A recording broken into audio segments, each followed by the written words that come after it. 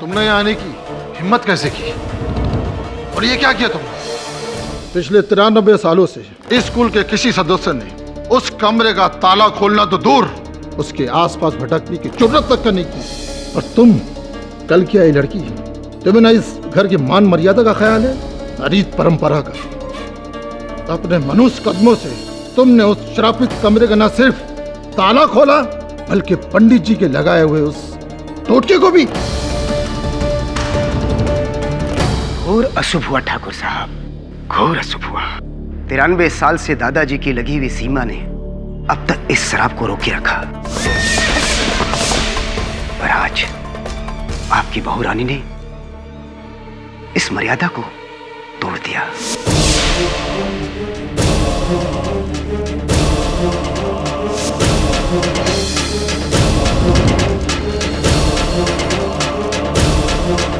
पापा प्लीज, मैं आप सबसे नन्ही की तरफ से माफी मांगता हूँ। ये उसकी नादानी थी। इस इमरती के कहने पे आके उसने ये हरकत की। पापा हुकुम, हमें क्या पता था हमारी बातों का बहू रानी पे इतना असर होगा। हमें माफ कर दीजिए।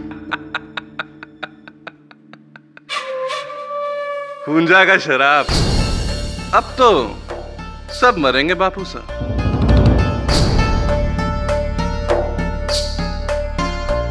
एक एक करके मरेंगे सब, आप तो पहले जाएंगे। चुप हो जा नालायक, तुझे तो हम पहले ही नशे की वजह से खो चुके हैं। पापा ये शराब वराब कुछ नहीं होता। आप लोग कैसी तकियानुसी बातों में यकीन रख रहे हैं। चुप रहे संजय, ये तू नहीं, ये थारे ऊपर चढ़ा इस शहरी लड़की का भूत बोल रहा है। देख लिया विक्रमजीत, थारी लुगाई ने जो शहरी बहू लाने की जिद की थी, जे का क्या परिणाम निकला। हवेली में आते ही थारी मौत का दरवाजा खोल दिया। पापा प्लीज मुझे माफ कर दीजिए, मुझसे बहुत बड़ी भूल हो गई है। भूल तो हुई है और इसका प्रायश्चित भी तुम्हें ही करना होगा। संजय, कल सुबह की पहली गाड़ी से तुम इसे इसके घर छोड़ के आओगे, हमेशा हमेशा के लिए। ये लड़की इस हवेली में दोबारा लौट कर नहीं आएगी। ये आप क्या कह रहे हैं जी? नलिनी को थोड़ा मौका तो दीजिए। खामोश, हमारे बेटे ने जो कह दिया सो कह दिया। और पंडित जी, कल सुबह ही इस हवेली में शुद्धिकरण का हवन होगा और फिर से वो दरवाजा बंद कर दिया जाएगा अगले 93 वर्षों के लिए। जैसे हुक्म राजमाता। और प्रार्थना करो सब कि वो शाप अभी भी सोया हुआ है गो, वरना इस हवेली के हर पुरुष की जान खतरे में है।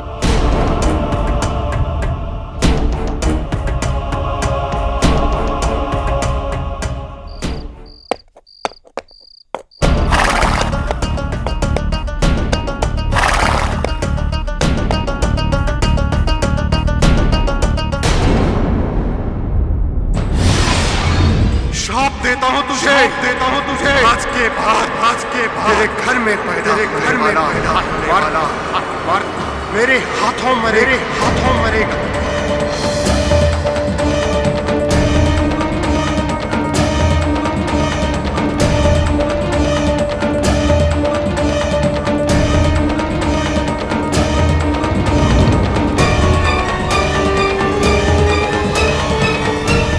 कौन है अंदर? कौन है?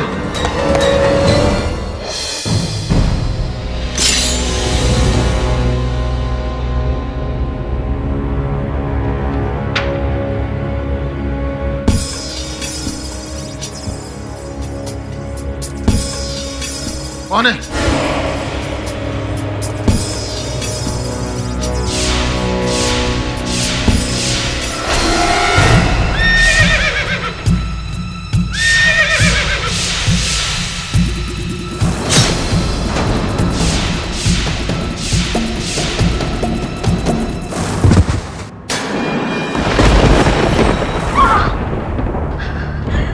क्या हुआ माँ? फिर कोई बुरा सपना देखो क्या? सपना नहीं रतन, कुछ तो हुआ है, कुछ बुरा हुआ है। उस हवेली में लालच अपना फन फैलाए है। बहुत बुरा होने वाला है, बहुत बुरा होने वाला है।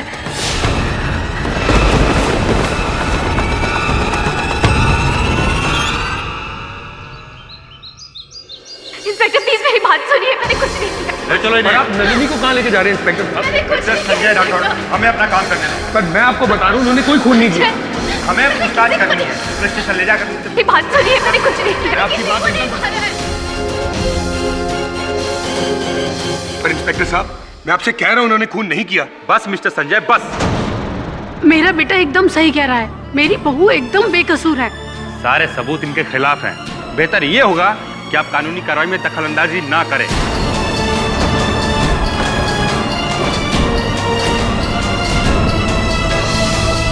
ले चलो इनको। इंस्पेक्टर सुनिए, संजय, संजय,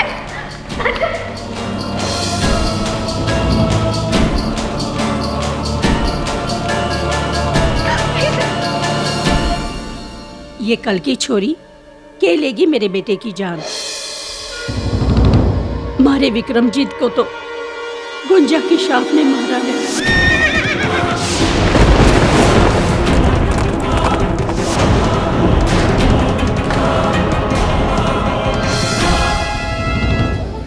पूजा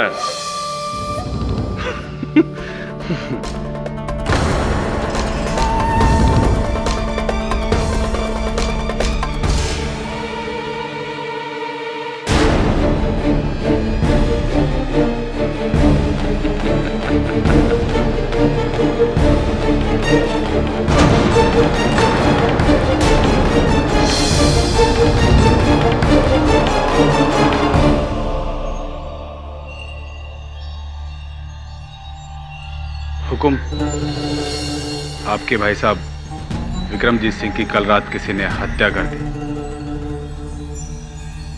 उसी कमरे में? जी, उसी तांत्रिक हुंजा के कमरे में।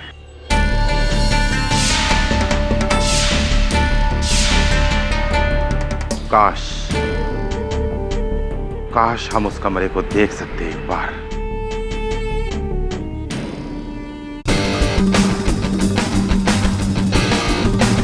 वरुण, ये संजय है, मेरे साथ अजमेर में मेयो कॉलेज में थे। तुम 2-3 वर्ष ही जूनियर थे मुझसे ना? Right. Hi, is everything okay? सब ठीक है? नहीं, सब ठीक नहीं है वरुण। इनकी पत्नी जी नलिनी जी को इन्हीं के पिताजी की हत्या के आरोप में पुलिस ने गिरफ्तार किया है। पर केडी, नलिनी मेरे पिता अपने ससुर का खून क्यों करेगी? केडी, मेरी वाइफ एक एमए टॉपर है, पढ़ी लिखी हिस्टोरियन है, मुंबई यूनिवर्सिटी में प्राचीन सभ्यता पे लेक्चरर है। इतनी सभ्य लड़की क्या ऐसी हरकत करेगी? मेरे पिता की पीठ में खंजर घोपेगी? तुम्हें किसी पर संदेह है? सारे या तो घर के लोग हैं या पुराने वफादार, पता नहीं। दादी साहब का तो ये कहना है कि ये सब हुंजा का शराब है। हुंजा कौन है? क्या है उसकी कहानी?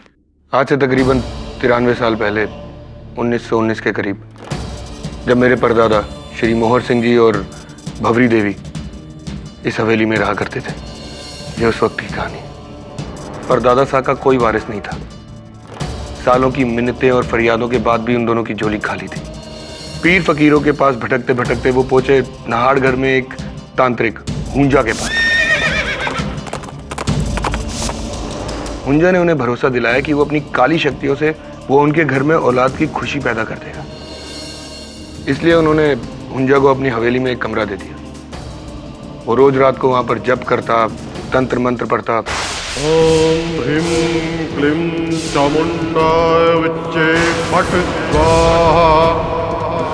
ओम ह्रीं क्लीं चामुंडाय विच्चे फट स्वाहा।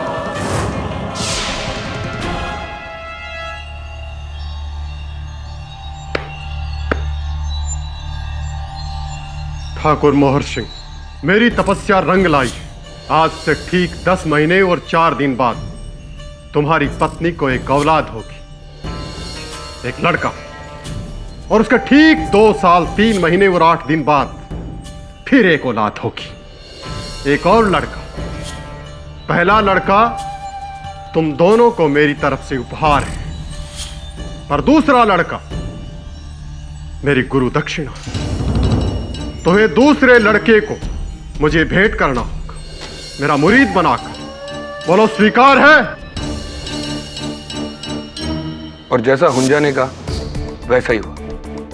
10 महीने बाद मोहर सिंह के यहां पर एक बेटा हुआ, मेरे दादाजी। घर वालों ने तो हुंजा को अपना भगवान मान लिया, और उसके ठीक 2.5 साल बाद हुंजा की दूसरी भविष्यवाणी भी सच हुई। दादाजी का दूसरा भाई हुआ, जिस पर हुंजा ने फौरन अपना हक जमाया। लेकिन ममता में कमजोर होकर दादीसा ने बच्चा देने से मना कर दिया। हुंजा महाराज, यदि आप चाहें तो हमारी आधी जायदाद मांग लें। धन दौलत, सोना चांदी, हीरे जवाहरात, जमीन जो चाहे मांग ले, किंतु हमारी औलाद मत मांगिए। तुम अपने वादे से मुकर रहे हो ठाकुर? मुझे अच्छी तरह याद है, मुझे अपना वादा याद है। किंतु जिस वक्त मैंने आपसे वादा किया था, उस वक्त न तो मैं पिता बना था और न ये माता। माँ बाप के लिए औलाद क्या होती है, ये आज हम समझ पाए हैं। इसलिए हमारी आपसे विनती है कि हमारे बच्चों को बख्श दीजिए। घोर अपमान किया है तूने हमारा, घोर अपमान किया है। ये मेरा श्राप कि इस घर में पैदा होने वाला मर्द मर जाएगा, मर जाएगा। और हुंजा ने अपना मन बना लिया था। वो अपनी गुरु दक्षिणा लिए बगैर वहां से नहीं जाने वाला था। उस रात उसने उस बच्चे को वहां से उठा लिया। महाराज, महाराज जागिए, हमारा मुन्ना पालने में नहीं है। क्या कहा? हाँ महाराज, हमारा मुन्ना पालने में नहीं है। प्रताप सिंह, जल्दी घोड़े निकालो। हुंजा, अब मैं तुझे नहीं छोड़ूंगा, नहीं छोड़ूंगा तुझे। मोहर सिंह जी हुंजा के पीछे निकल गए उसको पकड़ने। माता के मंदिर के टीले के पास उन्होंने और उनके आदमियों ने हुंजा को रोक लिया। उस बच्चे को छीना और फिर उनमें लड़ाई हुई, और उस लड़ाई में हुंजा मारा गया। लेकिन मरने से पहले हुंजा ने मोहर सिंह को एक श्राप दिया। ठाकुर मोहर सिंह, मैंने तुझे संतान दी और तूने बदले में मेरी ही जान। तूने मेरी दया देखी, अभी मेरा कहर देख। श्राप देता हूं तुझे, आज के बाद तेरे घर में पैदा होने वाला हर मर्द, हर लड़का मरेगा, मेरे हाथों मरेगा। और इस बात का साक्षी मेरा ही घोड़ा है शमशेर। जितनी शक्तियां मुझ में हैं, मैं अपनी सारी शक्तियां अपने इस घोड़े को देता हूं। जा शमशेर जा। उसके अगले दिन मोहर सिंह जी ने हुंजा की लाश को उसी टीले के ऊपर दफन कर दिया और उसकी समाधि बना दी। और हमारी हवेली में जो कमरा उन्होंने हुंजा को दिया था, वो कुल पंडित द्वारा शुद्धि करवा के एक टोटका लगवा के उसको बंद करवा दिया गया, और ये हुक्म दिया गया कि ये दरवाजा अब कभी नहीं खुले। और फिर नलिनी जी ने अपनी जिज्ञासा के चलते वो कमरा खोला। उसी समय में उसी कमरे में तुम्हारे पिताजी की हत्या हुई। हैरत की बात यह है, जब तक वो कमरा बंद था हमारा वंश सुरक्षित था, किसी को कुछ नहीं हुआ था। लेकिन जब से वो दरवाजा खुला है, पता नहीं पता नहीं मैं क्या कहूं केडी, या तो ये किसी श्राप के कारण है या किसी इंसान के कारण, मुझे कुछ पता नहीं। लेकिन मैं एक बात जानता हूं, नलिनी ऐसा नहीं कर सकती। वो मेरे पिता को कभी नहीं मार सकती। संजय, अदालत में इस शराब का विवरण करना तो प्रश्न से बाहर है। अदालत इन बातों में नहीं मानती। पर तुम्हारी बातों के अनुसार मुझे लगता है कि कोई है जो तुम्हारी पत्नी नलिनी को फंसाना चाहता है। ये बात हमें साबित करनी होगी। इसके लिए आपको मेरे साथ मेहरगढ़ चलना पड़ेगा।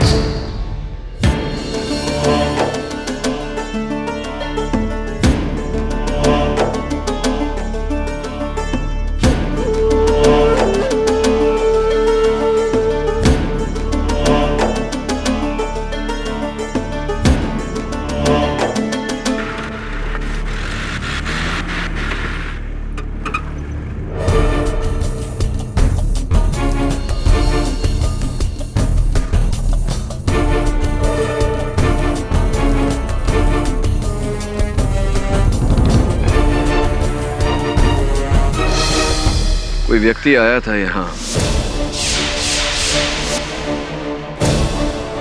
जो छड़ी के सहारे चलता है। छड़ी के निशान है वहां। छड़ी? छड़ी तो मेरे चाचा जी इस्तेमाल करते हैं, मेरे पिताजी के छोटे भाई गौरव सिंह जी, पर उनकी और पिताजी की कभी नहीं बनी। पर छोटे हुक्म हुंजा की समाधि पर क्यों आएंगे? वो भी मृत्यु के इतने समय बाद। जो भी आया था यहाँ घोड़े पर आया था। घोड़े की नाल के निशान भी है। शमशेर? शमशेर कौन? हुंजा का घोड़ा। विक्रम सिंह जी, आप भी कैसी बातें करते हैं? एक घोड़े की उम्र 30 साल होती है और ये कहानी 100 साल पुरानी है। आपको क्या लगता है घोड़ा अभी तक जिंदा होगा? कुछ बातें समझ और सूझबूझ से परे होती हैं छोटे हुक्म। मरने से पहले हुंजा ने अपने घोड़े शमशेर से कहा था कि अब उस श्राप का रखवाला वही होगा। उसने अपनी सारी शक्तियां अपने घोड़े को दान में दे दी थी। हवेली में तो अब भी यही कहते हैं कि जिसने एक बार शमशेर को देख लिया वो अगले दिन का सूरज नहीं देखेगा। ये हम अदालत में कह सकेंगे?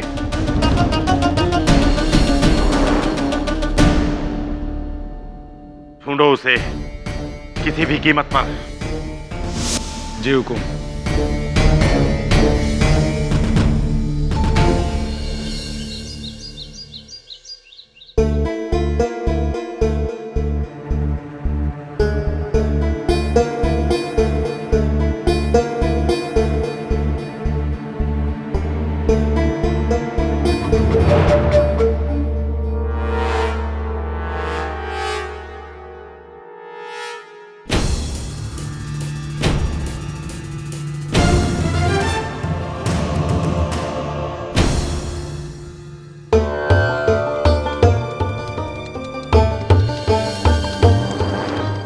हमारे राजमाता है, ये हमारी मां सा।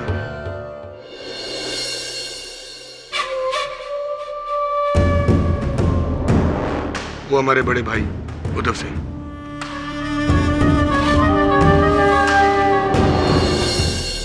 यही वो जगह है सर जहां पर पिताजी की लाश मिली अगले दिन। इस कमरे की किसी वस्तु को किसी ने छुआ या हिलाया तो नहीं? नहीं तो बस आखिरी बार मालिनी यहाँ आई थी, उसके बाद पिताजी। हम में से कोई भी यहाँ पर। क्या ये तांत्रिक हुंजा और उसके घोड़े का चित्र है? जी हाँ। लगता है इस चित्र को किसी ने हिलाया है, क्योंकि इसे लटकाने से पीछे दीवार पर जो आकार पड़ी है वहां से ये तिरछा है। पर हुंजा की तस्वीर कोई क्यों हिलाएगा?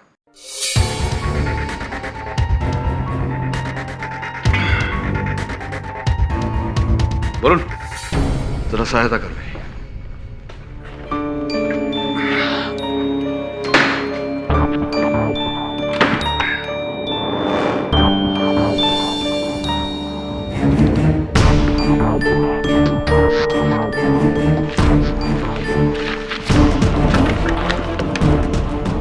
ये तो कोई कानूनी कंसर्ट है।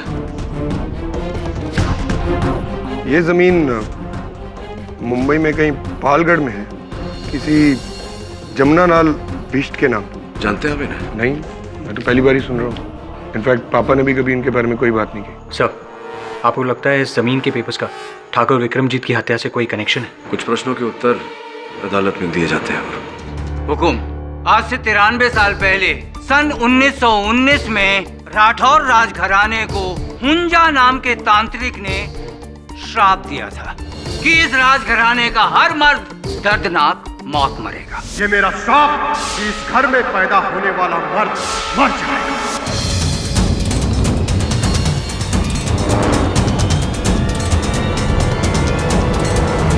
फिर अचानक आज से 7 दिन पहले ठाकुर विक्रमजीत सिंह की लाश उनकी अपनी हवेली में हुंजा की कोठरी में ही मिलती और उनकी पीठ पर ये शाही खंजर घुपा हुआ था।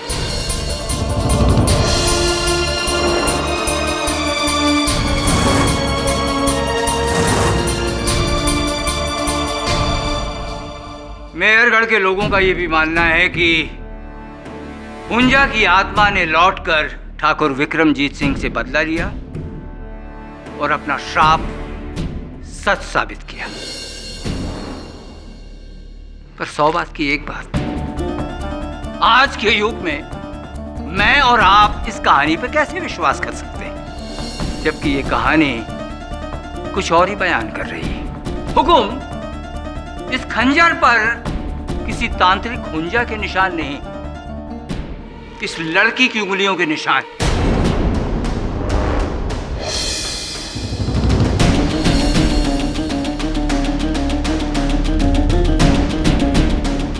इस लड़की ने अपने ससुर की पीठ में छुरा घोंपा।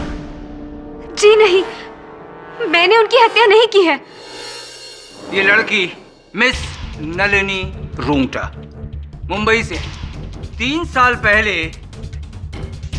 ये श्रीमान संजय सिंह राठौर से मुंबई में मिली एक पार्टी में।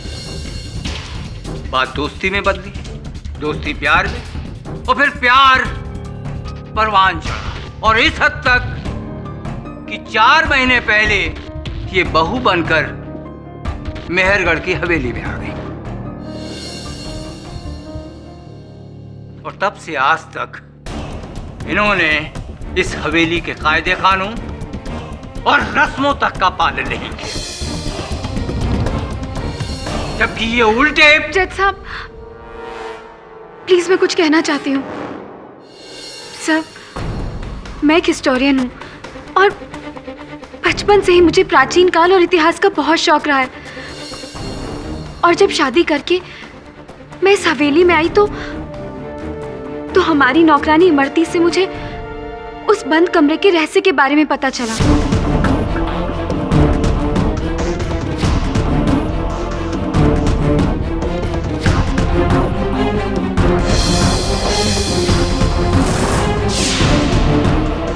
मैं सोचने लगी कि पता नहीं इतने सालों से इतिहास का कौन सा रहस्य उस कमरे में कैद है, और बेवकूफी में आके मैंने उस कमरे का ताला तोड़ दिया। और 100 बात की एक बात, आपने उस रात अपने ससुर की हत्या कर दी। जी नहीं, उस रात तो मैं अपने हस्बैंड संजय के साथ अपने बेडरूम में सोई थी। तो फिर इस खंजर पर आपकी उंगलियों के निशान कैसे? इस खंजर पर इनकी उंगलियों के निशान इस कारण है क्योंकि सर्वप्रथम बार जब ये उस कक्ष में गई थी, इन्होंने मेज पर से ये खंजर उठाई। स्पष्ट है कि इसी बात का लाभ उठाकर किसी ने इन्हें फंसाया है।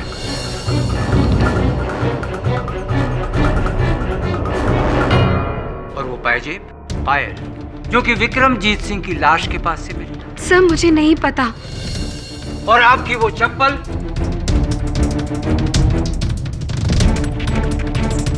ये चप्पल जिसपे विक्रमजीत सिंह के खून के निशान। मुझे नहीं पता ये सब कैसे। तो आपके पास एक ही जवाब बचा है कि मैं नींद में थी, उठी, मैंने खंजर उठाया और विक्रमजीत सिंह का खून कर दिया। मिस्टर झांझर, हत्या का उद्देश्य क्या है इस केस में? क्यों करेगी ये अपने ससुर की हत्या? क्या प्राप्त होगा इन्हें ऐसा करके? अपने पति का सुख या परिवार वालों की प्रशंसा? क्यों अपने ही हाथों से ये अपने जीवन का सर्वनाश करेंगी? क्यों करेंगी ऐसा? इनके जीवन का सर्वनाश तो उसी रात को ही हो गया था। इनके घर वालों से पूछ लीजिए। ठाकुर उदय सिंह राठौर। जी,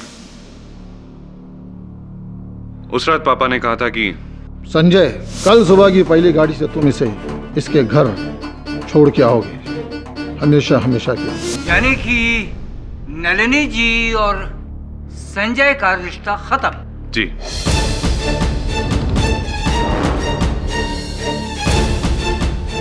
आपको नहीं लगता कि इस घटना के बाद नलिनी जी के मन में आपके पिता के प्रति घृणा, नफरत बढ़ गई हो? हुकुम, एक औरत से उसके पति को छीनना ये कोई साधारण घटना नहीं है।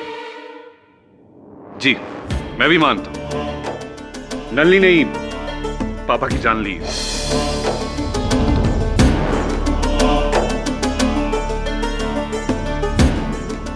केवल यही वजह नहीं थी, असल वजह कुछ और ही थी। असल वजह थी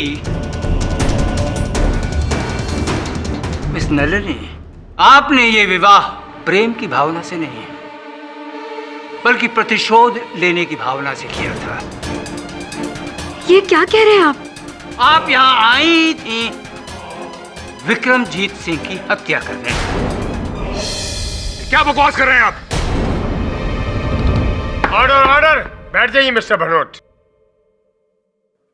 मिस्टर झांझर, आपने ये जो आरोप लगाया है ये जितना संगीन है उतना ही रहस्यमय है। कृपया कर जरा समझाएंगे हमें क्या कहना चाहते हैं आप? नलिनी जी, जमुना लाल बिष्ट, ये नाम सुना है आपने?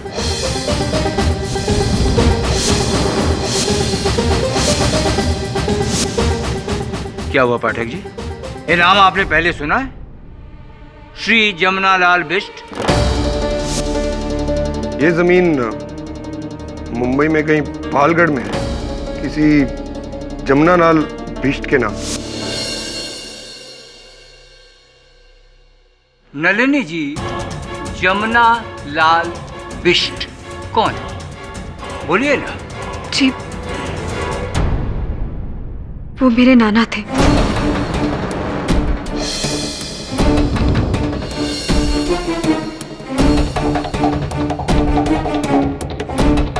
आज से 30 साल पहले मुंबई के बाहर उनकी करीब 400 एकड़ जमीन थी, पालघर के पास। जी, हमारी पुश्तैनी जमीन, खेत, हवेली। आजकल उसका मालिक कौन है? मुझे नहीं पता। आप जानती? देखिए, आज से 30 साल पहले एक व्यापारी ने मेरे नाना जी को धोखा देकर वो सारी पुश्तैनी जमीन उनसे हथिया ली थी। और इसी वजह से आपके नाना को सदमा पहुंचा और दिल के दौरे की वजह से उनका निधन हो गया। और आपका पूरा के पूरा ननिहाल अमीरी की ऊंचाइयों से गिरकर गरीबी के दलदल में फंस गया। और आज भी वही है। 100 बात की एक बात, यानी कि एक आदमी की वजह से आपका पूरा के पूरा परिवार तबाह। क्या था उस व्यापारी का नाम?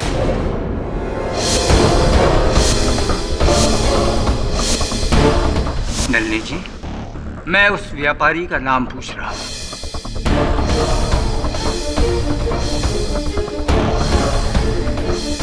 नलिनी जी, मैं आपसे बात कर रहा हूं, उस व्यापारी का नाम बताइए। जी, विक्रमजीत सिंह।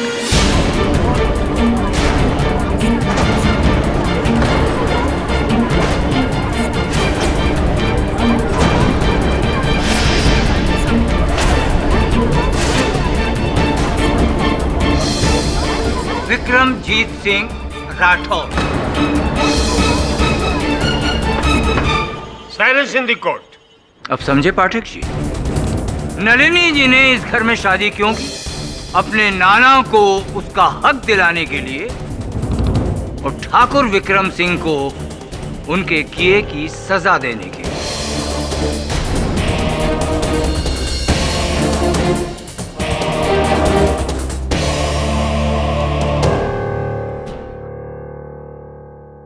नलिनी जी, हमें इस राज के बारे में कभी पता नहीं चलता अगर हमारे हाथ वो चिट्ठी नहीं आती जो आपकी अलमारी से आपकी और चीजों के साथ हमें मिली। कैसी चिट्ठी? क्या लिखा है उस चिट्ठी में? हुकुम।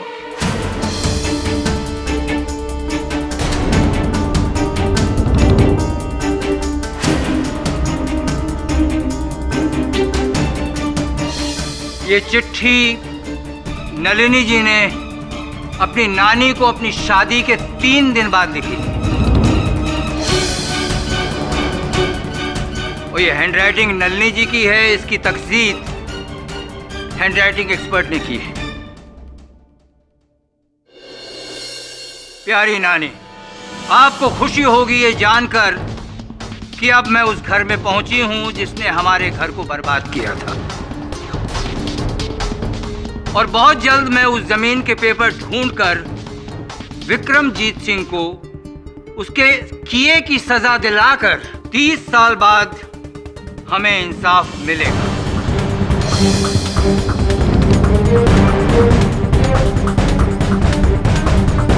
और ये है इसका इंसाफ, वो खंजर।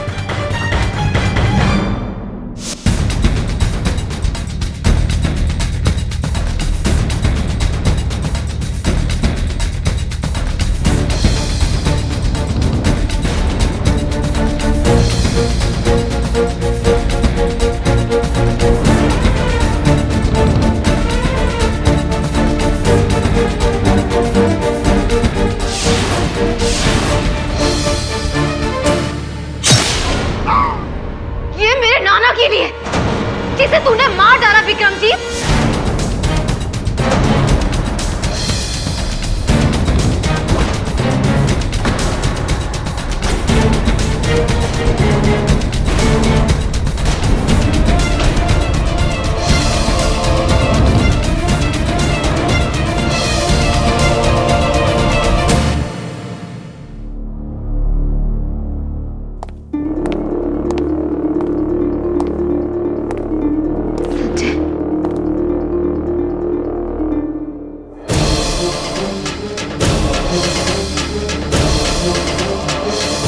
एक बार मुझसे कहा था कि तुम्हें इंसाफ चाहिए।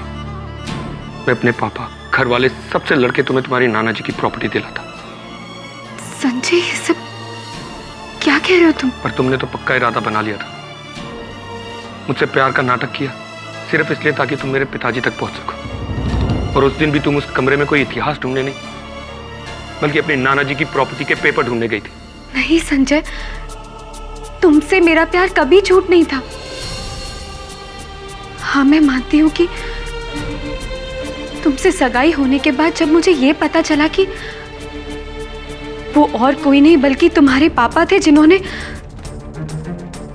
मेरे घर को बर्बाद किया था, तो मैंने सोचा था कि एक बार शादी करके इस हवेली में आ जाऊं तो उनसे बदला लूंगी। इसीलिए मैंने अपनी नानी को वो लेटर लिखा था, पर मैंने पोस्ट नहीं किया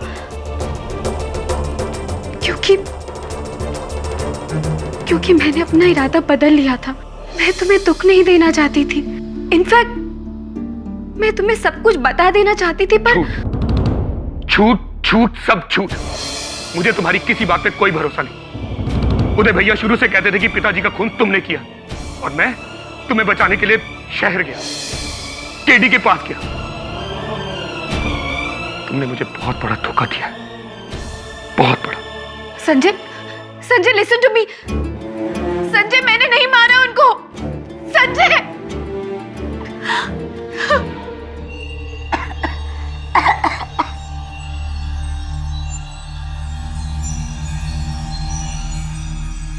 हवेली के बारे में क्या सोच रही है अम्मा? जो कुछ हुआ वो में थारे का कसूर? सब मारो कसूर है। मुझे उसे कुछ नहीं बताना चाहिए था, कुछ नहीं। सीधा छोटे हुकुम।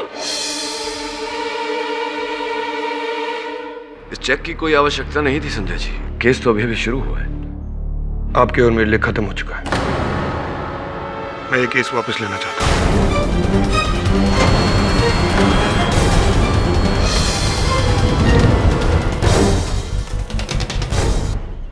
लेकिन जिसकी दुहाई देके मैं आपके पास आया था, उसी पे मुझे खुद यकीन नहीं रहा, तो आप केस लड़के क्या करेंगे? आप यहाँ आए उसके लिए आपका बहुत बहुत शुक्रिया, पर अब आप यहाँ से जा सकते हैं। नलिनी को उसकी किए की सजा कानून देगा। देखिए संजय जी, नलिनी ने यहाँ से जा सकते हैं मिस्टर पाठक।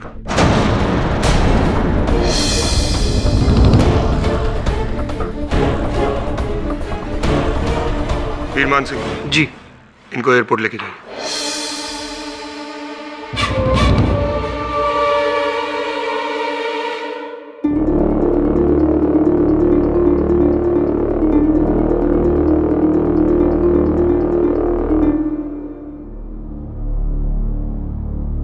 केडी साहब, पहली बार बिना केस सॉल्व किए हमें वापस लौटना पड़ रहा है। Always the first time. अच्छा हुआ आप वापस जा रहे हो केडी साहब, वरना दोनों ही सूरतों में आपकी हार होती। ना ही आप नलिनी बहू को बचा सकते हो और ना ही तांत्रिक होजा को पकड़वा सकते हो।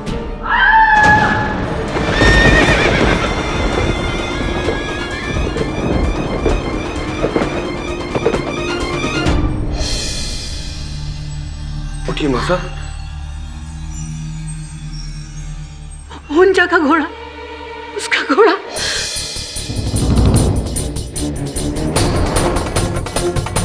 शमशेर, मासा ये क्या बात कर रही हैं आप? हवेली में घोड़ा?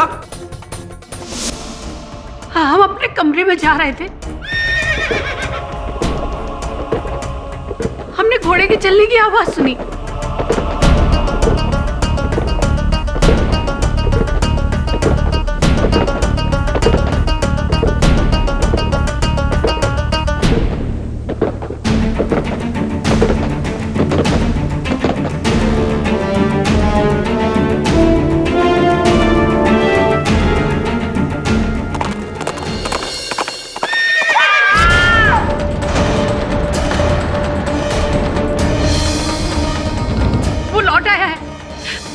का घोड़ा, उसका श्राप, उसका घोड़ा, वो लौट आया है। कहाँ देखा था आपने उस घोड़े को? यहाँ। लेकिन अजय, यहाँ तो घोड़े के होने का कोई चिन्ह नहीं, कोई निशानी नहीं।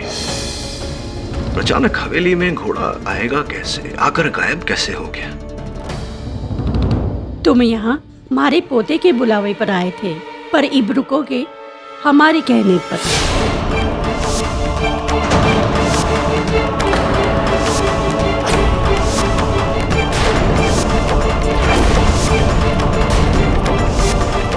अपने बेटे की लाश को देखा है हमने, और एक माँ होके इतना ही कह सकते हूँ कि उसकी मौत कोई आम मौत नहीं थी। थारे को हमारे बेटे के हत्यारों को ढूंढना ही होगा। विनती है, फिर चाहे वो इस दुनिया का हो या किसी और दुनिया का।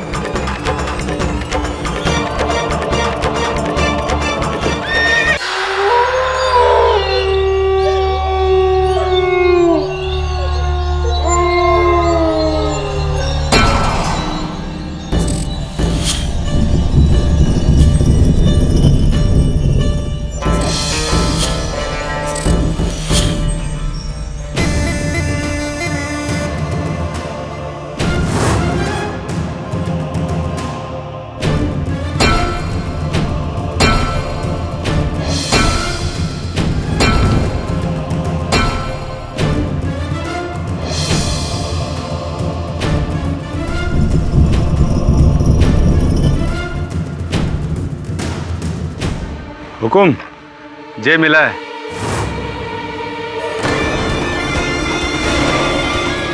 लगता है हमसे पहले कोई और यहाँ आया था।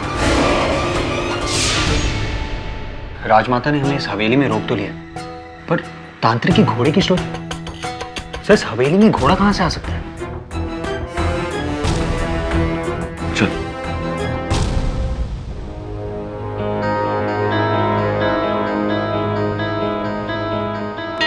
रुकिए, आप इस कक्ष में प्रवेश नहीं कर सकते।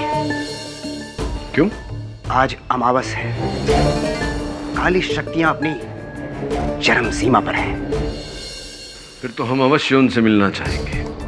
और फिर ठकुराइन ने इसी कक्ष में तांत्रिक हुंजा के घोड़े को देखा था।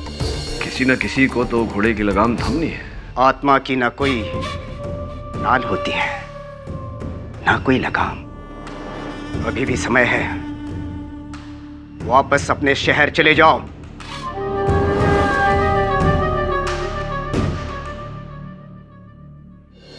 पूरा आत्मा की तरह डायलॉग बोलता है।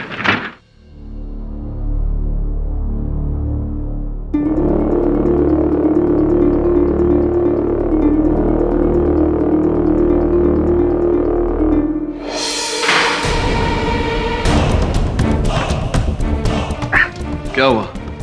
शायद बाहर से किसी ने हमें बंद कर दिया। शायद चाहते होंगे कि हम केस सुलझाकर ही बाहर निकले। यहाँ आ जा, हुंजा के घोड़े को ढूंढते हैं। कौन सा घोड़ा सर? ना पैरों के निशान है ना कुछ और सर इस तस्वीर को देखिए। हुंजा क्या लुक दे रहे, लगता है जैसे तस्वीर से बाहर निकलकर हम दोनों को भस्म कर देगा। तो देख मत ना उसकी तरफ। इस कमरे की खिड़कियां अंदर से पूरी तरह बंद है, यानी कि अगर ये दरवाजा बंद हो तो इस कमरे में आने का और कोई तरीका नहीं।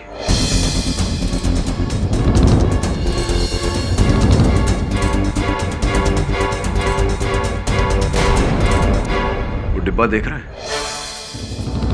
बाहर से 30 साल की धूल जमी है, लेकिन अंदर से बिल्कुल साफ। इसका अर्थ यह हुआ कि इसे हाल ही में खोला गया था। सर शायद नलिनी ने खोला होगा। नलिनी क्यों खोलेगी? इतने छोटे डिब्बे में क्या आपने नाना जी के जायदाद के कागजात ढूंढ रही थी या कुछ और ढूंढ रही थी? उसी से पूछना पड़ेगा। चल यहां से निकलते।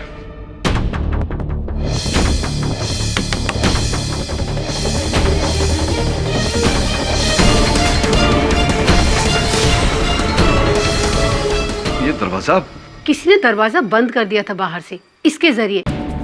वो तो हम यहाँ से गुजर रहे थे तो। आपने वास्तव में इस कक्ष में वो घोड़ा देखा था? वो बहू रानी, वैसे आपने यहाँ रुककर बहुत अच्छा किया। इस हवेली में कुछ ऐसा हो रहा है जो नहीं होना चाहिए। क्या आपको लगता है मैं उस कमरे में नाना जी की जमीन के पेपर्स लेने गई थी? सर मुझे तो ये तक नहीं पता है कि वो पेपर्स उस कमरे में थे। हाँ उसी कमरे में थी, तांत्रिक हुंजा के तस्वीर के पीछे।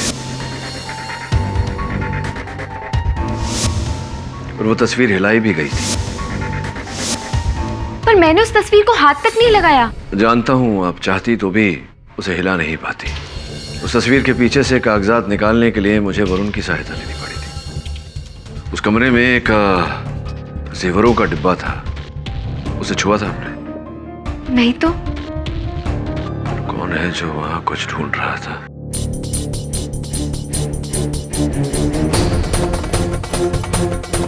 कहाँ जा सकती है वो?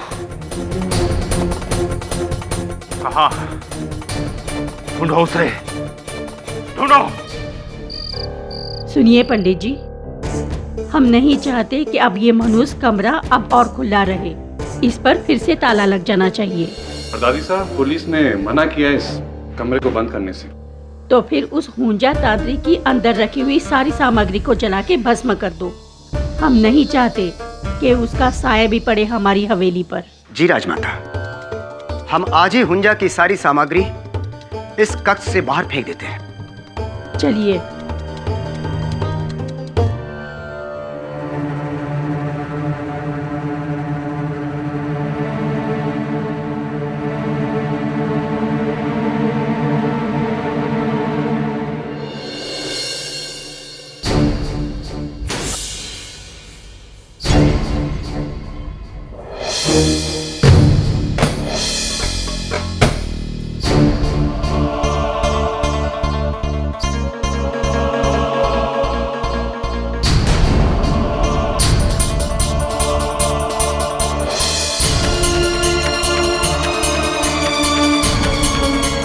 ये क्या, हमें तो पता ही नहीं था। राजमाता को बताना होगा।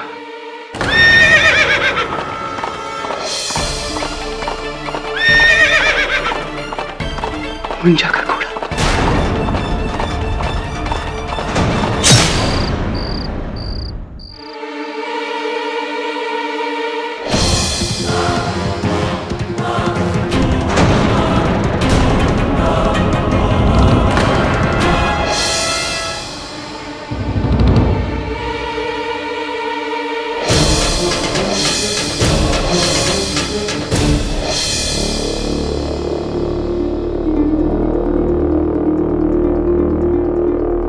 Okay mister Verma.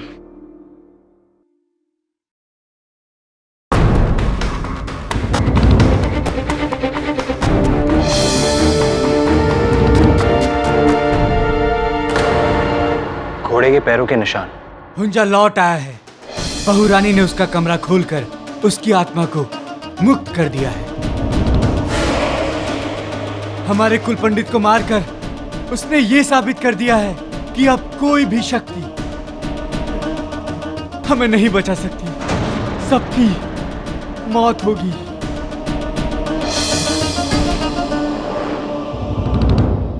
ये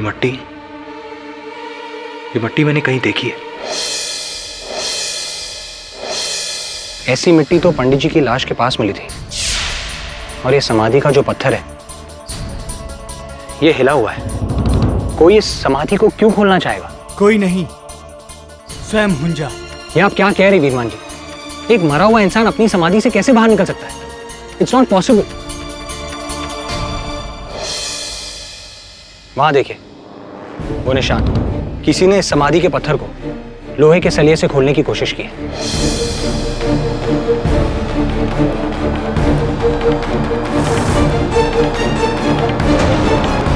हुंजा के समाधि की मिट्टी है।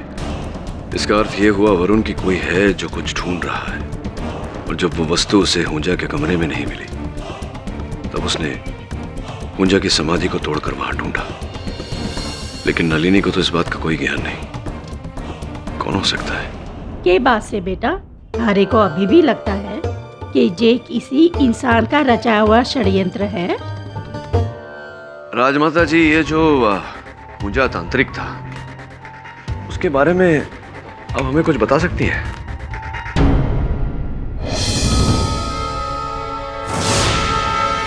बस यही कि वो हुंजा नाहरगढ़ इलाके से हमारे यहाँ आए थे। क्या आज भी नाहरगढ़ में उनका कोई रिश्तेदार, कोई परिजन है? नहीं बेटा, लेकिन यहाँ से 150 किलोमीटर दूर देवगांव में उसकी भांजी दुर्गा रहती है। सुना से कि हुंजा के परिवार का इकलौता जीवित सबूत वही बुढ़िया से। पर क्या खोज रहे हो तुम हुंजा के बारे में? जी नहीं, मैं हुंजा के बारे में नहीं खोज रहा।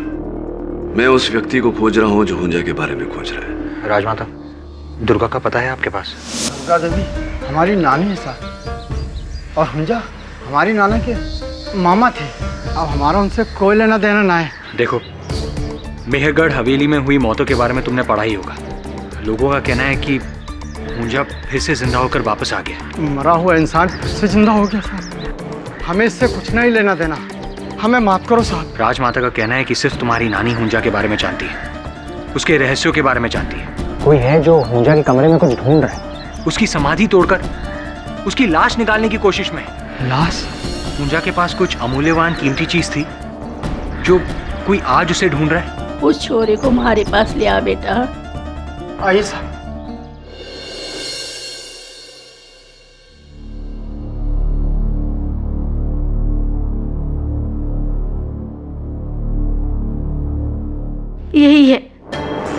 यही है फसाद की जड़, मेघमणि।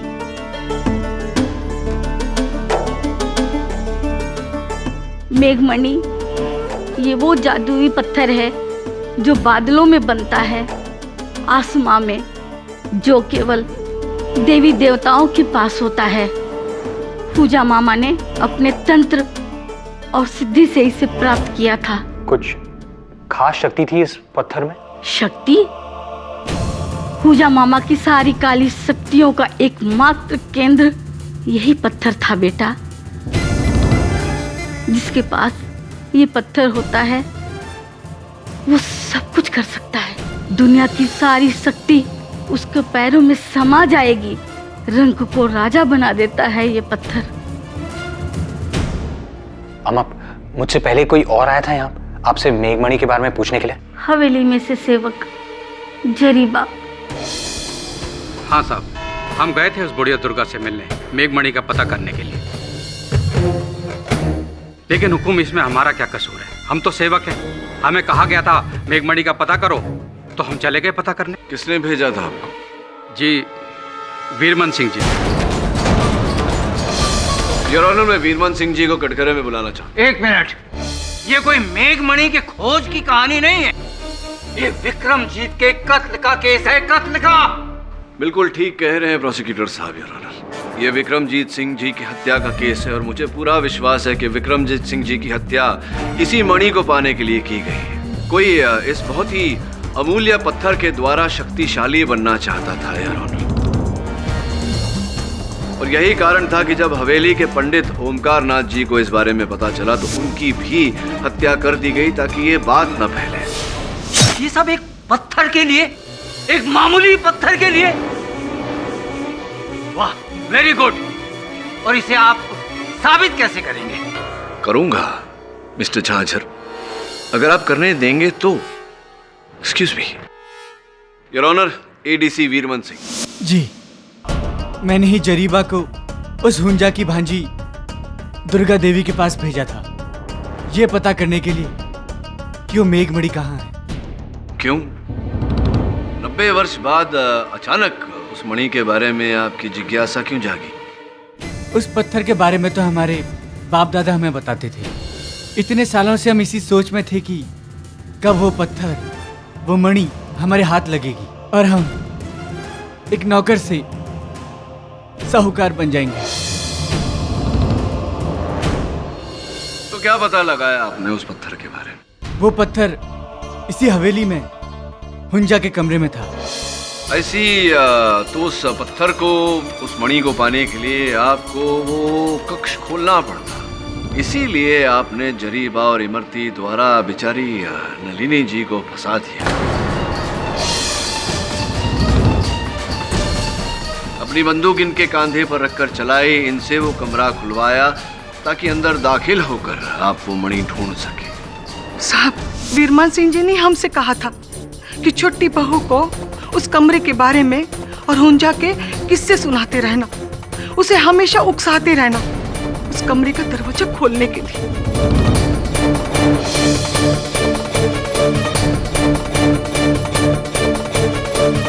हमने वही किया जो हमसे कहा था।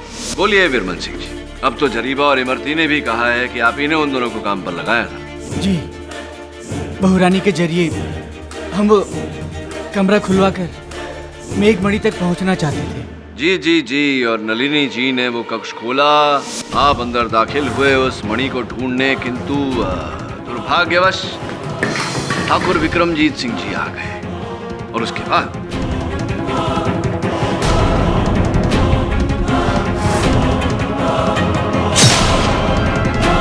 नहीं, भवानी कसम, हम उस रात उस कमरे में गए ही नहीं, ना उस मणि की वजह से और ना किसी और वजह से।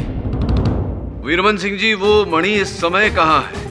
वो मणि अब हमारे पास नहीं है और ना ही हवेली के उस कमरे में है।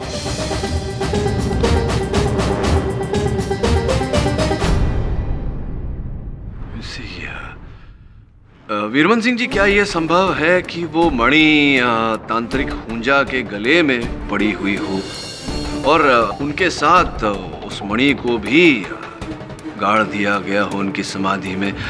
मैं इसलिए पूछ रहा हूं क्योंकि समाधि के साथ भी छेड़खानी की गई थी, वहां भी खोज की गई थी उस मणि की। यदि ऐसा है तो ये सवाल आप हमसे नहीं, छोटे हुकुम गौरव सिंह जी से कीजिए, क्योंकि हमारी तरह उन्हें भी मेघमणि की तलाश रहती थी और समाधि के टीले में कई बार देखा है हमने उन्हें। हाँ, हम मानते हैं कि हम भी कई बरसों से हुंजा की उस मेघमणि की तलाश में हैं। लेकिन इसमें अपराध क्या है? कोई अपराध नहीं। अरे 100 बात की एक बात, अरे उस रात तो आप हवेली में थे ही नहीं। और जब आप वहां नहीं थे तो आप विक्रमजीत सिंह को कैसे मार सकते हैं? हाँ, कैसे मार सकते हैं, किंतु ये बात तो सच है कि आप तांत्रिक हुंजा की समाधि पर अक्सर जाते थे और आप ही ने उनकी समाधि को खुलवाया। जी हाँ, हमने उस समाधि को खुलवाया उस मणि की तलाश में, लेकिन हमें लगता है कि हमसे पहले ही उस मणि को वहां से किसी और ने चुरा लिया और इसीलिए हमें उस तावीज का केवल आधा हिस्सा मिला, वो भी बिना पत्थर के। तो क्या लगता है आपको गौरव सिंह जी, किसने चुराया होगा वो पत्थर, वो मणि? पता नहीं, लेकिन वो जो भी है इस हवेली का ही एक सदस्य।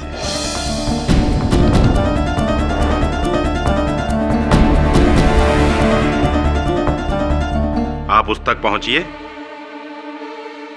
हमारे भाई का कातिल आपको अपने आप मिल जाएगा। कातिल कोई और नहीं, ये लड़की है जिसने अपने नाना के जमीन के कागजात के लिए वो दरवाजा खोला। झांझर, उन कागजों के बारे में ना नलिनी जानती थी ना कोई और। प्रश्न मेरा आपसे ये है कि वो कक्ष तो 90 वर्षों से बंद था, तो 30 साल पुराने जो कागज थे वो उस कक्ष के अंदर लगे हुए उस चित्र के पीछे कैसे आ गए?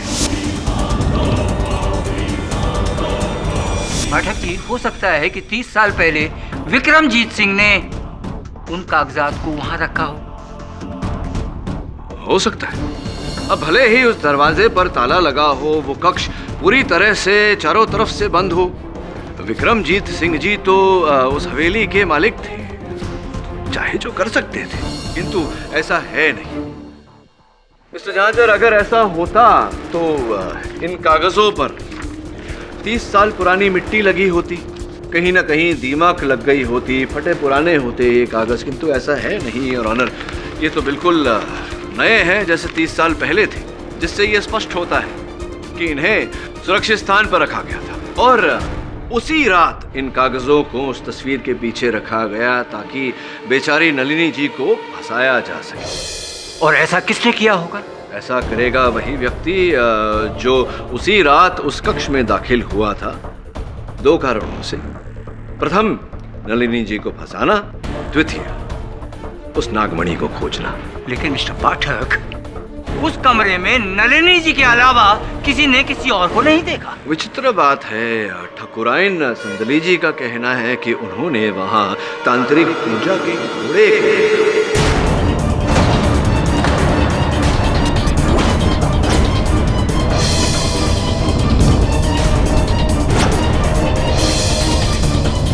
लो, कर लो बात। अब घोड़ा कातिल हो गया हुकुम। अब यही तो श्राप था मिस्टर झांझर कि तांत्रिक पूजा का घोड़ा ही बदला लेगा। क्यों संदली जी, देखा था ना? ठाकुराइन, कृपया कर अदालत को बताएं कि आपने उस कमरे में उस रात तांत्रिक हुंजा के घोड़े शमशेर को देखा था या नहीं? नहीं।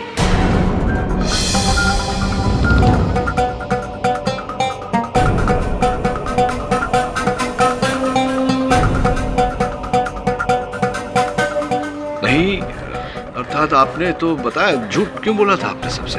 तो क्या करती मैं? संजय ने आपको केस छोड़कर जाने के लिए कह दिया था और आप हवेली छोड़कर जा भी रहे थे, और ऐसा होता तो मेरी बहू नलिनी को कोई नहीं बचा पाता। आपको रोकने के लिए ही मैंने झूठ बोला। अर्थात मुझे रोकने के लिए? हाँ, ताकि राजमाता को लगे ये वाकई जो घटनाएं हो रही हैं सब एक चमत्कारिक घटनाएं हैं और उनका नलिनी के ऊपर से शक थोड़ा कम हो जाए। और ऐसा हुआ भी। मेरे झूठ बोलने से उन्होंने आपको हवेली में रोक लिया।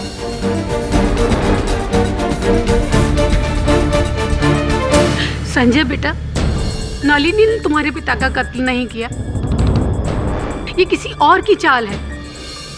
और हमें शक है वीरमान जी पर और हमारे देवर गौरव सिंह जी पर। ये दोनों आपस में मिले हुए हैं। इन दोनों की मिली भगत ने मेघमणि के पत्थर को ढूंढने के लालच में इन्होंने हमारे पति को मार डाला।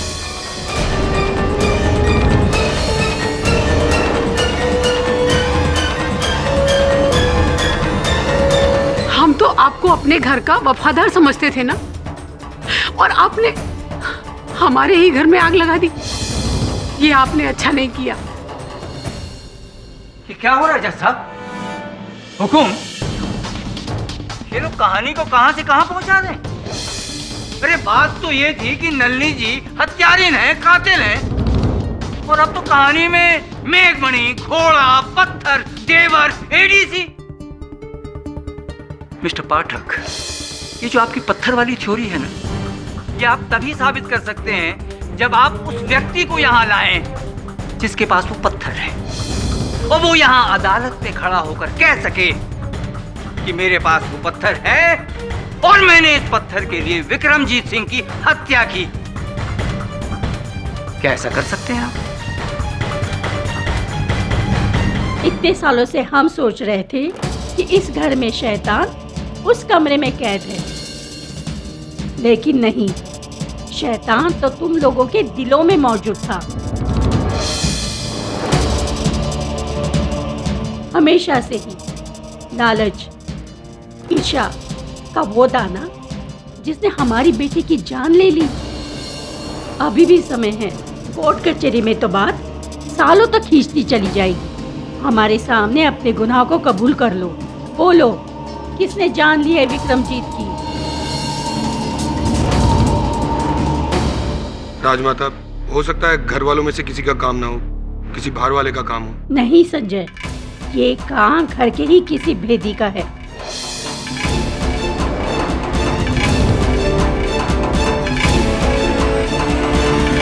हमें बस तुम दोनों की चिंता है, और दुआ करते हैं कि जल्दी से जल्दी केडी पाठक इस केस को सुलझाकर नलिनी को रिहा करा दे। और तुम दोनों ने बेवजह ही उस बेचारी नलिनी के ऊपर शक किया। आप चिंता मत कीजिए माँ साहब, बहुत जल्द सब ठीक हो जाएगा। तुम आके साथ रहे और मैं अभी आया।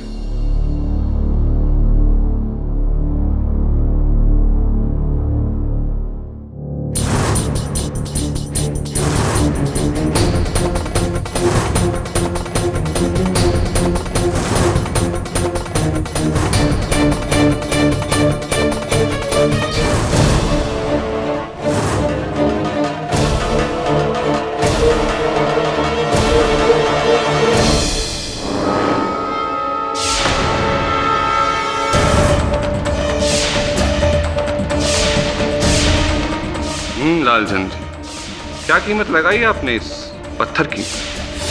हाँ, पर कीमत मैं इसकी पूरी ही लूंगा। 8 करोड़ से ना इधर ना उधर।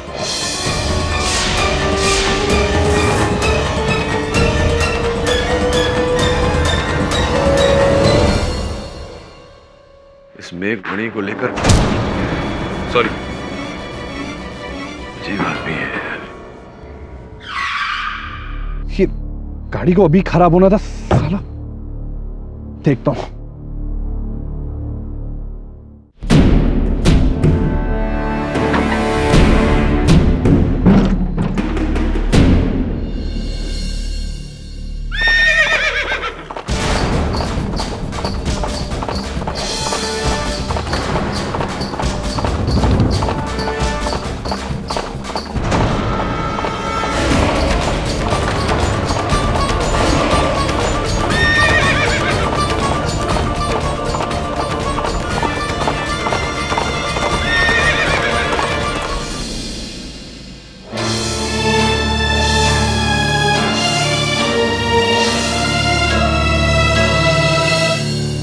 इंस्पेक्टर, ये खुदा जी का फोन।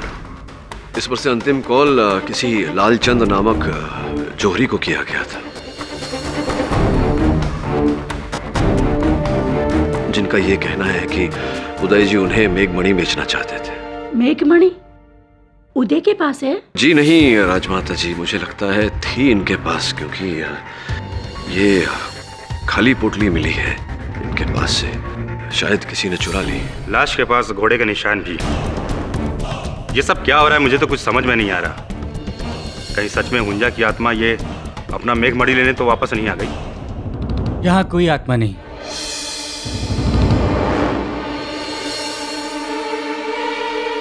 हमें क्षमा कर दें राजमाता, इन सभी मौतों के जिम्मेदार हम ही हैं।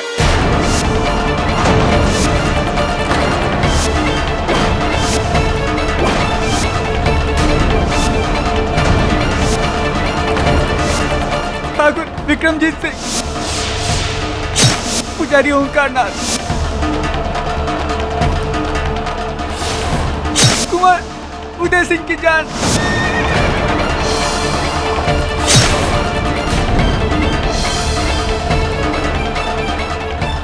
उस मेघमणि ने ली। वो मेघमणि कहाँ है? मेघमणि कहाँ है? केडी साहब, अबे जो भी कहेगा पुलिस थाने में जाकर कहेगा। चलो वीरमान सिंह। वीरमान सिंह जी, आपने अचानक अपना जुर्म कबूल कर लिया, इसके पीछे कोई विशेष कारण? क्योंकि हमारा सोया हुआ जमीर एक बार फिर जाग उठा। राठौर परिवार के लिए हमारे बाप दादा, हमारी पुश्तों ने जाने दी, सदियों से उनका नमक खाया, उनके वफादार रहे, लेकिन हमारे एक लालच की वजह से लाशों के ढेर लग गए। तो सचमुच आपने विक्रमजीत सिंह जी की हत्या की है? हम गुनहगार हैं और हमारी सजा मौत होनी चाहिए। अब आपकी सजा क्या होगी ये तो अदालत ही सुनाएगी आपको। पश्चाताप में आपको क्या करना है ये मैं आपको बताता हूँ, सुनिए। क्या बात है केडी बेटा, तुमने हम सबको यहाँ क्यों बुलाया है? आप सबको एक विशेष बात बतानी थी। आपके एडीसी वीरमन सिंह जी ने पुलिस के सामने स्वीकार किया है कि सारी हत्याएं उन्हीं ने की है, और गुप्त रीत से मुझे बताया है कि वो जानते हैं मेघमणि कहाँ है। दरअसल ये पत्थर पहले उदय सिंह जी के हाथ लग गया था, और बड़ी चतुराई से एडीसी वीरमन सिंह जी ने उसे वहां से चुराया, उसकी जगह में एक नकली पत्थर रख दिया। नकली पत्थर? तो इसका मतलब उदय जो पत्थर जौहरी को बेचने जा रहा था वो? जी, वो नकली ही था। तो फिर असली पत्थर का है? बस यूं समझ लीजिए कि कल प्रातःकाल उस पत्थर को न्यायाधीश महोदय के समक्ष रखूंगा, क्योंकि वही अंतिम साक्ष्य है एडीसी वीरमन के अपराधी होने का।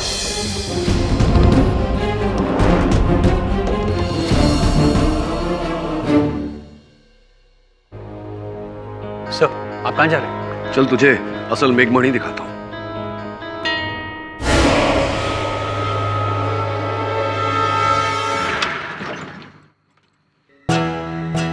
केडी साहब, आपको नहीं लगता हमें यहाँ पुलिस को साथ लेकर आना चाहिए था? हिंदी फिल्में देखता तो? Of course sir. पुलिस खेल खत्म होने के बाद ही आती है। चल।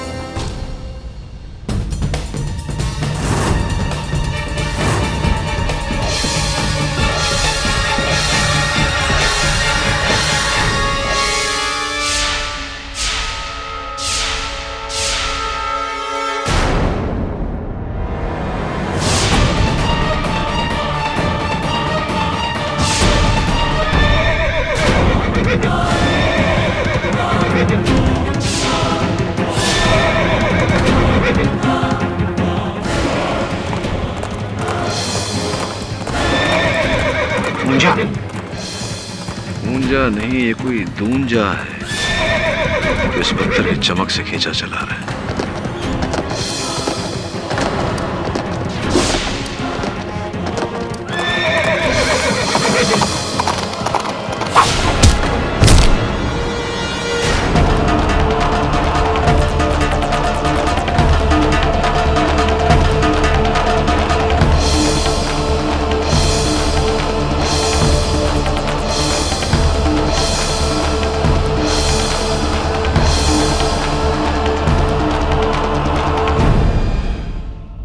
उस घोड़े का जो जीन है, पीठ की गद्दी, सैडल, उस पर एक नाम गुधा हुआ है। वो नाम आपका है गौरव सिंह जी। क्या घोड़ा अभी आप ही का है? जी, वो हमारा ही घोड़ा है, बादल। असी तो आप अपने घोड़े बादल को शमशेर बनाकर वहां लाते थे, उस कमरे में वहां दौड़ाते थे? जी नहीं, बादल तो हर रात दूसरे घोड़ों के साथ अस्तबल में रहता है, हमारे रक्षक नत्थू की निगरानी में। तो नत्थू साहब, बादल आपकी निगरानी में रहता है। संभवतः आप ही थे जो कल रात बादल पर सवार होकर आए थे मुझ पर हमला करने। आप ही थे क्या हुंजा के रूप में? नहीं साहब। आप नहीं थे? श्योर? जी आप मेरे यकीन मानिए, हम नहीं थे। अच्छा, पर बादल तो आपकी निगरानी में रहता था, तो फिर उसे अस्तबल से कौन लेकर जाया करता था? वो हम नहीं थे, वो तो जरीबा था, विक्रमजीत सिंह का नौकर। वो हमारे सगे मामा का लड़का है। वो कहता था कि उसे घोड़ा चलाना सीखना है, बस कुछ पैसों के लिए मैं उन्हें घोड़ा देता था।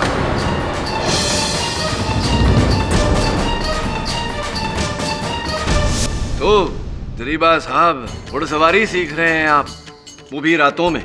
जी। वो आपकी तलवार कहाँ चली गई?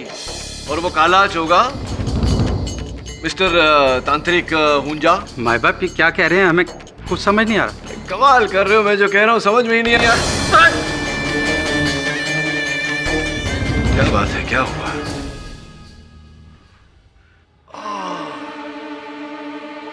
याद आया, ये वही कांधा है जिस पर आप कल रात उस घोड़े पर से गिरे थे।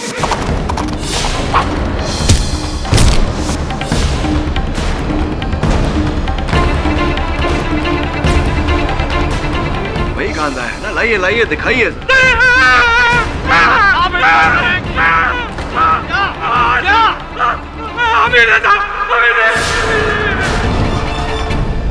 तुम पाठक साहब, केडीसी वीरमन ने वो जो बयान दिया, वो सारा जुर्म उसने जो कबूल किया, वो हाँ, वो उनके मन में जो घटनाएं घट रही थी उसका पश्चाताप था। किंतु जब मैंने उनसे कहा कि उन्हें प्रायश्चित करना चाहिए, तो मेरी बात को वो समझे, मान गए वो मेरी बात। तो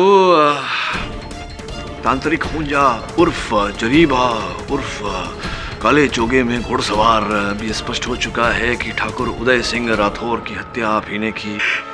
जी हाँ।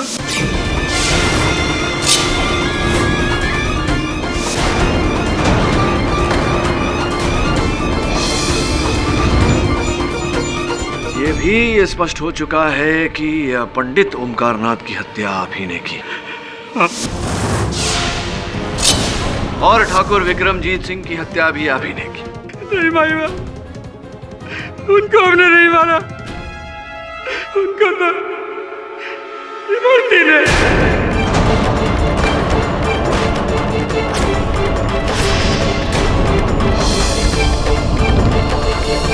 हाँ, इमरती जी ने उन्हें मारा, लेकिन ये षड्यंत्र का रचयिता केवल इमरती तो नहीं, आप दोनों की मिली भगत है, आप दोनों की मिली जुली रास लीला।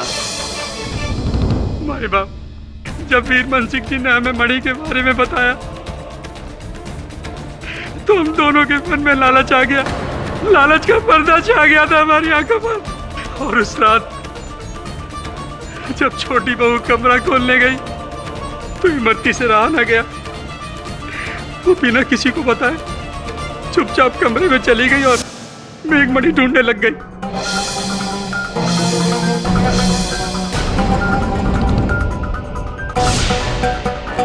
कौन है?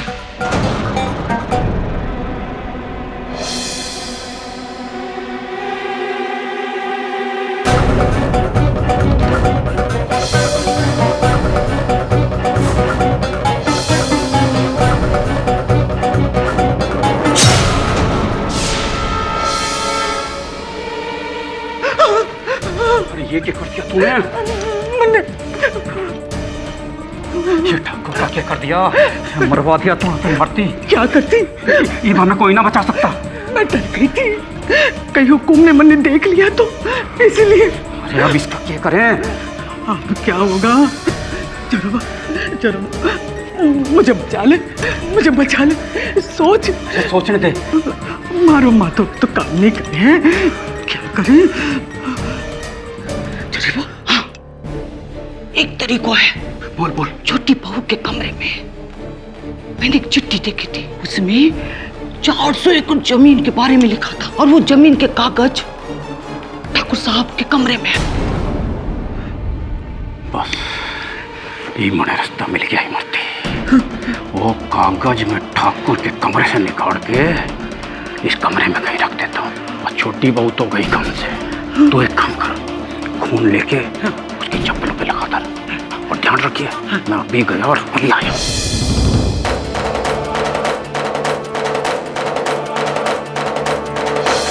और इस तरह हमने नलनी बहू को झूठा फंसा दिया। किंतु जिस वस्तु को प्राप्त करने के लिए ये सब किया आपने, वो मेघमणि, वो कहाँ है? नहीं, लेकिन फिर मुझे एहसास हुआ कि मेघमणि उस तांत्रिक की कब्र में ही दफन होगी, उसकी लाश के साथ। और रात में मैं उसकी कब्र पर पहुंच गया और उसको खोदा तो वो मेघमणि मुझे वहां मिल गई। फिर वो मणि उदय सिंह जी के पास कैसे पहुंच गई? मेघमणि मिलते ही मैं सीधा हवेली गया। मिल गई, काम हो गया। मेघमणि मिला, जल्दी से दिखा।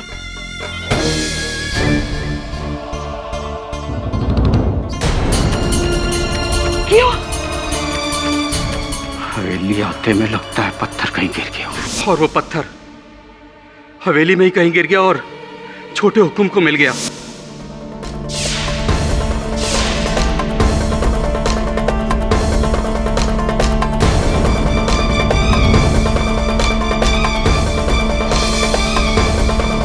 उस समय तक शायद उन्हें उसकी कीमत के बारे में पता नहीं था। समझ रहा हूँ, मैं समझ रहा हूँ। और जब कुल पंडित ओंकारनाथ उस मेघमणि का रहस्य बताने वाले थे, उससे पहले ही तुमने उन्हें मार दिया, तब जाकर के उदय सिंह जी को उस पत्थर का मूल्य पता चला होगा। जी साहब।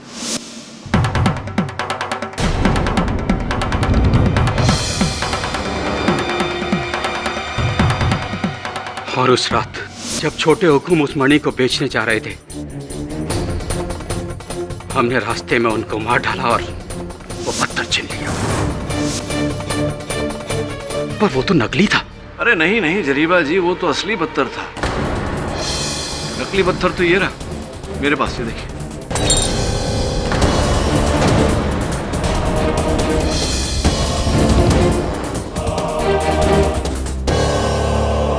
इसके द्वारा मैंने आपके आंखों में धूल झोंकने का, आपको रंगे हाथों पकड़ने का सफल प्रयास किया।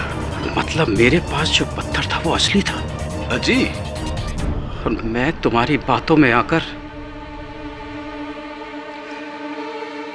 मैंने अपना सारा खेल बिगाड़ लिया। नहीं नहीं नहीं नहीं, मेरी बातों में आकर नहीं, अपने ही लालच में आकर। अब ये जो लालच है जो आपने देखा, इसका भुगतान आपको और इमरती जी को एक साथ करना पड़ेगा। आपके बड़े बुजुर्गों ने सिखाया नहीं कि लालच करने का अंजाम हमेशा बुरा होता है। The defence rest. ये अदालत ठाकुर विक्रमजीत सिंह राठौर, ठाकुर उदय सिंह राठौर और पुजारी ओंकारनाथ की हत्या के जुर्म में जरीबा और इमरती देवी को दोषी मानते हुए गिरफ्तार करने का हुक्म देती है और नल्ली राठौर को बेगुनाह घोषित करते हुए बाइज्जत बरी करती है। The case is closed.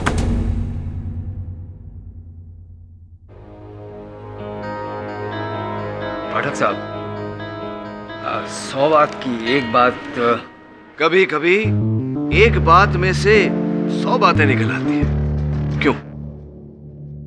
और भी दिलचस्प कहानी देखने के लिए हमारे चैनल को सब्सक्राइब करें और बेल आइकॉन दबाना न भूलें।